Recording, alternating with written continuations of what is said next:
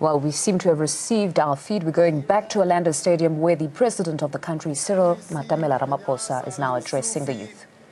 Standing in from the Premier of Gauteng,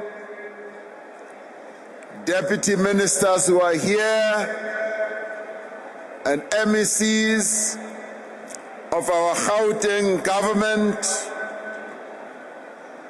mayors and councillors of our various municipalities, the chairperson of the NYDA, Sifiso Mutsweni, members of parliament and provincial legislatures,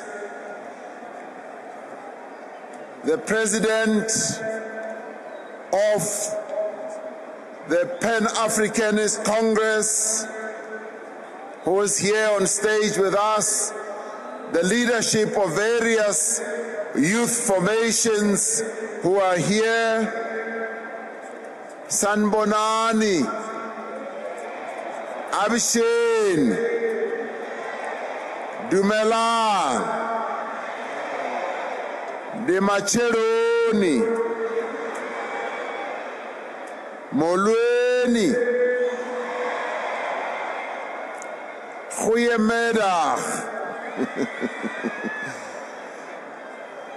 It is just over 2 months since we all got together here in Orlando Stadium.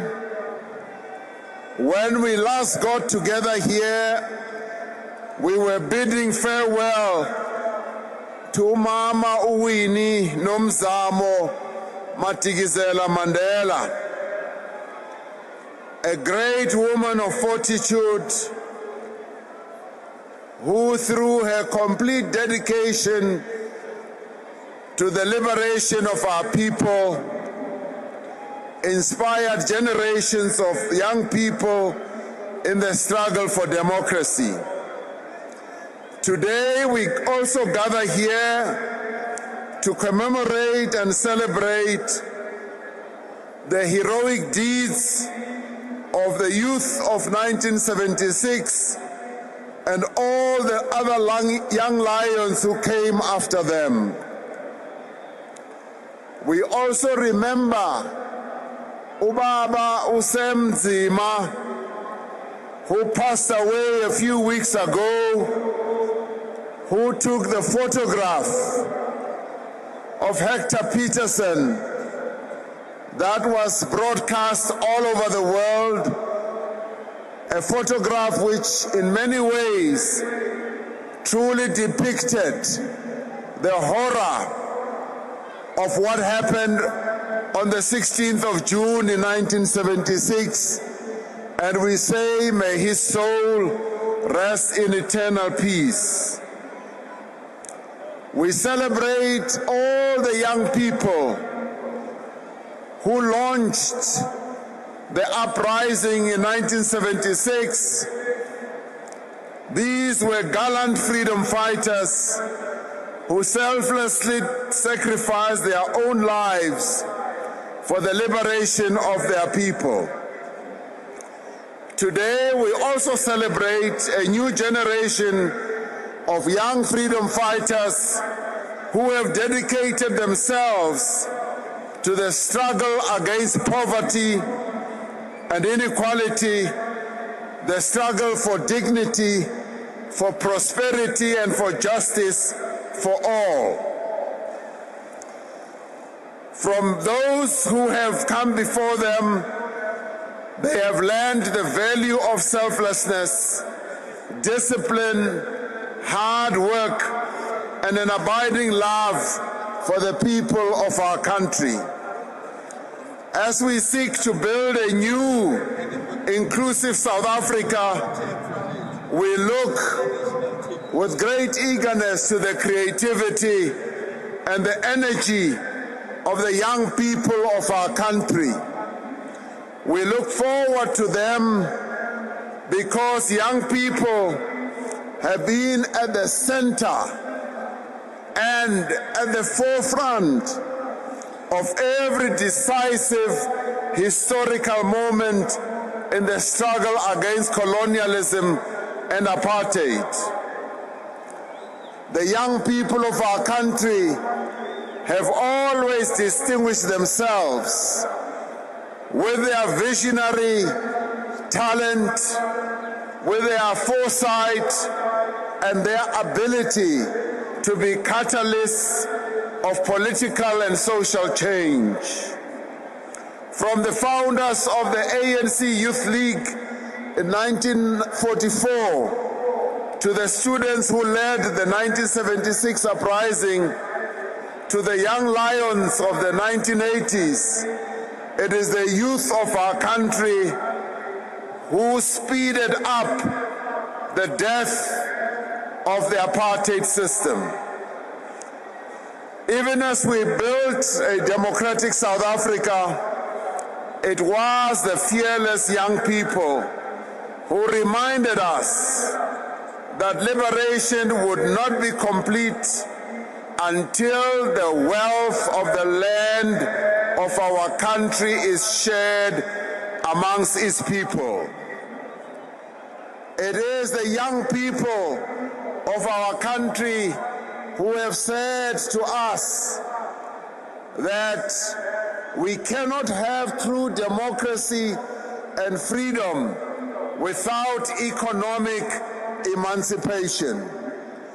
It is the young people of our country who have said that the question of land is the most important issue that we need to address. It is the young people of our country who have also said that the issue of skills and education should be put at the top of the agenda of our country. The current generation of youth has therefore chosen as its mission the attainment of economic freedom. Compatriots, youth continue to bear the brunt of unemployment, of poverty, and inequality.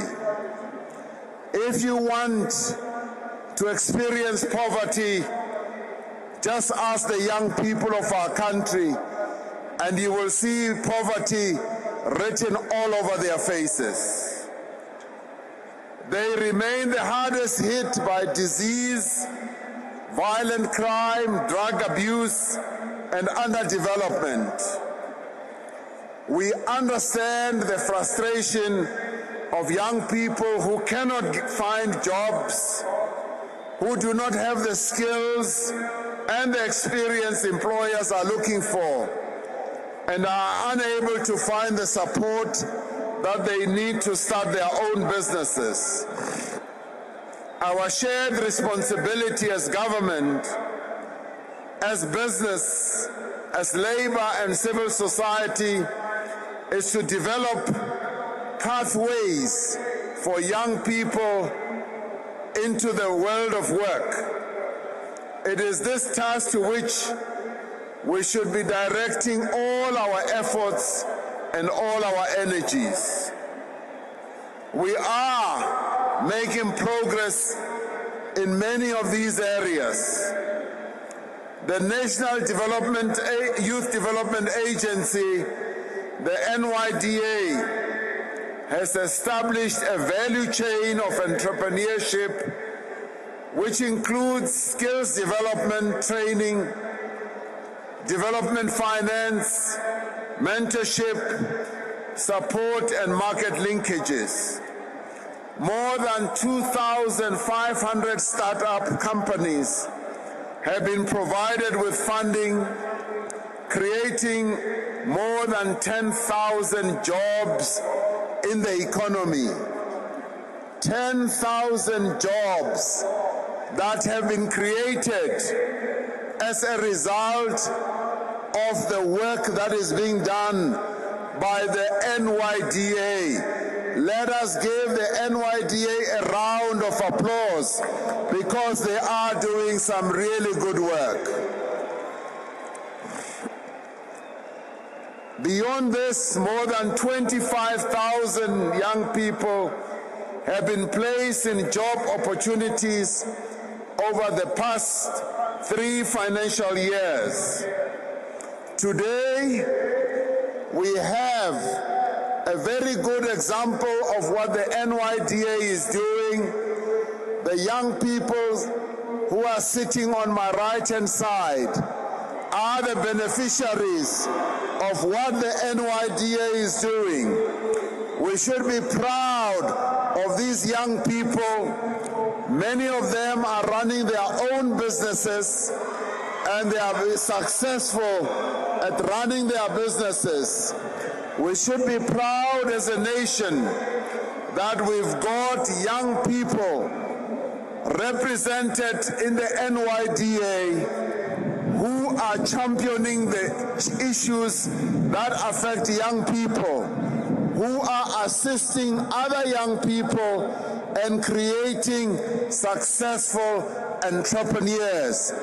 The entrepreneurs that are on my right-hand side are the industrialists of tomorrow. They are the big manufacturers of tomorrow. They are the big giants of business of tomorrow. And we must encourage them to keep growing and being successful. As President, I am very proud of all of you, and I congratulate you for the journey that you have taken. Government has done much through its public employment programs and investment in infrastructure to give priority to young people and women. It introduced the employment tax incentive to encourage companies to employ more young people.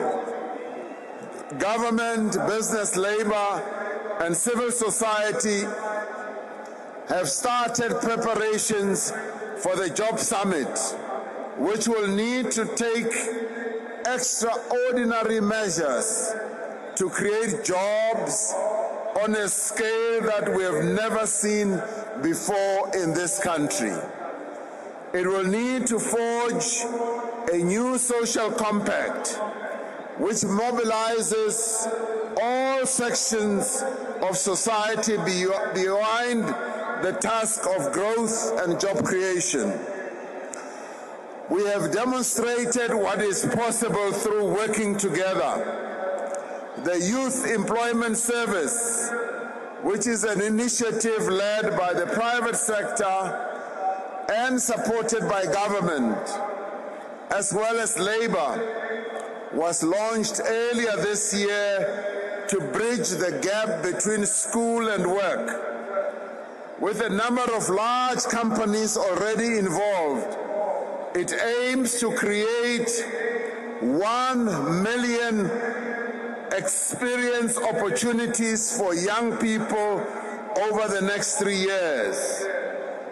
As part of this initiative, small businesses and micro enterprises that are run by young people will also get assistance through wage sponsorship and through business literacy and entrepreneurial training. The challenge for unemployed youth is not only one of skills. There are many graduates in our country. Many young people are graduates. They have completed their university degrees. They have completed their college diplomas, and a number of them also have their skills certificates, but they remain unemployed. We must change this situation and get those graduates into jobs, because we cannot accept that graduates do not have work. Graduates must be in work. They must be doing their work in the businesses in our country. This is a vast pool of skills and knowledge that is just being wasted. Society has invested a great deal in the education of these young people, but our economy is not benefiting from this investment that society has made. On this Youth Day, we therefore call on all companies in our country, both in the public and the private sector, to make deliberate efforts to seek out unemployed graduates and employ them. And we say, companies, go and find those unemployed graduates, employ them. It is not a big burden on individual companies, but if taken up on a large scale, such a call could significantly reduce youth unemployment while bringing much needed skills and capacity into the economy. Employers must understand that for our country to succeed, for their businesses to thrive, they must take responsibility for providing young people with the work experience they need. So our graduates must be employed without having this added requirement of experience, because experience has become a barrier to employing young people into the job situation. So today, I agree with the NYDA that this requirement of experience must be put aside. Young people will gain experience when they are in work. They must realize that the only way to get work experience is to put young people in work. That is the way young people will get experience. If we are to succeed in creating more jobs for young people, our economy needs to grow faster, and for that to happen, it therefore needs to bring in more and more young people into the world of work without requiring that they must have experience. Where will they get experience if not in the workplace? So allow them to get into the workplace, because that is where they will get their experience. The other important thing, of course, is that for young people to get into the job situation or into employment, we need investment. We need investments to flow into our country, into our various companies. We have earmarked a massive investment drive that aims to attract $100 billion, which is 1.3 trillion rand, into our economy in the next 5 years. We are focusing on investment into those parts of the economy that have the greatest potential for growth and for